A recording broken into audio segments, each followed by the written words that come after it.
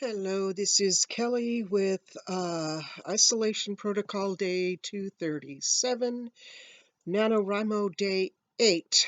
I have not gotten as much writing done as I'd hoped, but I'm going to read a little bit of what I just wrote here. This is actually, I backed up a little bit because I realized that nobody had met the captain yet. So I had the captain come in and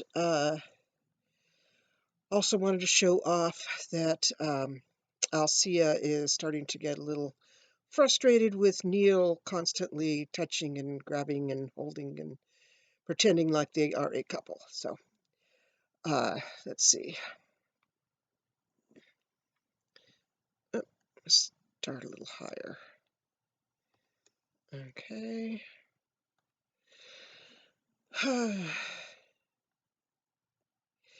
I don't see how you can stand to be in that room. Doesn't that empty blackness bug you? One of the passengers asked. She thought his name was Kyle, or perhaps it was Kevin. I really don't notice. I'm working in there. The young man just shrugged. Whatever. Captain, when are you going to get us home? I have, I have things to do. The captain was much younger than Alcia expected. Perhaps 30 at most. Blond, blue eyes, tanned. He looked like he'd be more comfortable on a surfboard than a spaceship. I'm sorry, and you are Kyle Hart. Mr. Hart, we are working on it as fast as we can. This isn't science fiction. This is a very complex interstellar quantum displacement drive transport vessel. Problems take time. He turned to Alcia. You must be our latest acquisition. Captain Marcus DeLongo. He nodded. Alicia started to hold out her hand, but then just nodded in return. Alcia Livingstone. You can call me Al. Al, so it seems like you have captured the attention of my crew. You're all anyone ever talks about.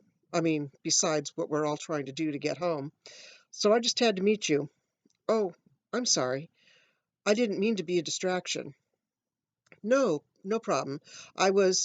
The door had stayed open after the captain had entered, and Neil interrupted whatever the captain had started to say.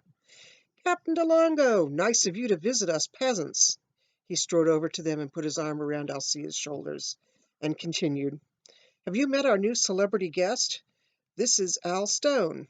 Alcia shrugged his arm off and ducked away. Yes, we've met.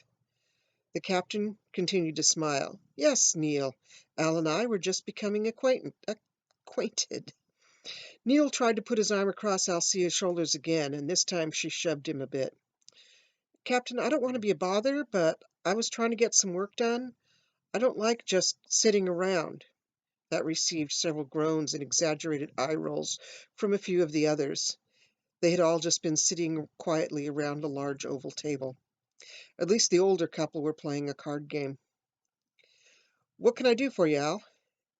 My computer's about dead. Is there some place I can charge it?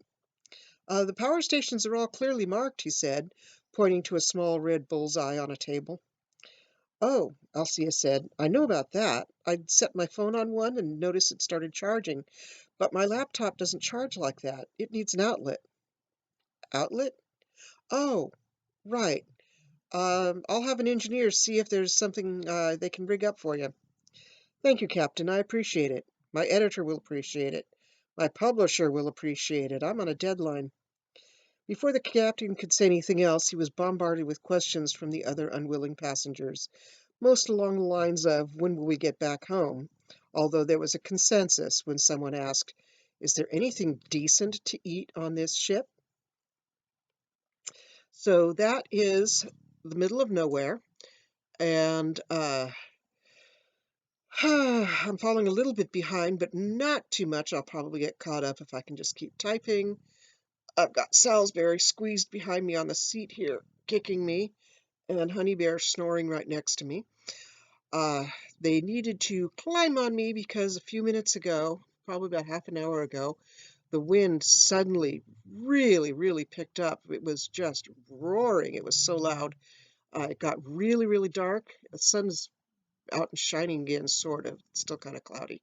But it got very dark and the wind just started roaring. And then, almost as fast as it started, it just stopped, but it startled the dogs, and now they feel like they need to be right on top of me. So, also doing some knitting, not a lot, and it is out of reach, and I can't move with dogs all over me.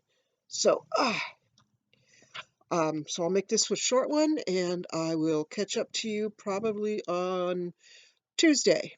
Alrighty, bye.